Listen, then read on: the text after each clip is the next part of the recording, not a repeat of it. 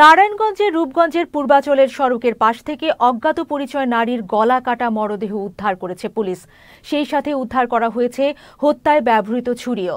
আজ সকালে উপজেলার পূর্বাচল ৫ নম্বর সেক্টরের গুতি আয়ব সরকারি প্রাথমিক বিদ্যালয়ের সামনে সড়ক থেকে এই মরদেহ উদ্ধার করা হয়।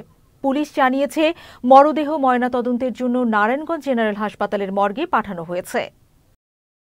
খবর পাওয়া মাত্র আমাদের স্থানীয় ফাঁড়ি থেকে পুলিশ দ্রুত ঘটনাস্থলে আসে এবং আপনারা দেখেছেন, আমরা অলরেডি যে মহিলাকে হত্যা করা হয়েছে বলে আমরা প্রাথমিকভাবে ধারণা করছি, তাকে হত্যাকাণ্ডে ব্যবহৃত হতে পারে এমন একটি চাকু আমরা ঘটনাস্থল থেকে আলামত হিসেবে জব্দ করতে সক্ষম হয়েছি এবং আমাদের তদন্ত অব্যাহত আছে। এখনও আসলে আমরা পরিচয়টা শনাক্ত হতে পারি নাই। ফিঙ্গারপ্রিন্ট ম্যাচিংয়ে ওনার পরিচয়টা এখনও ম্যাচ করেনি, হয়তো বা পরে ম্যাচ করতেও পারে।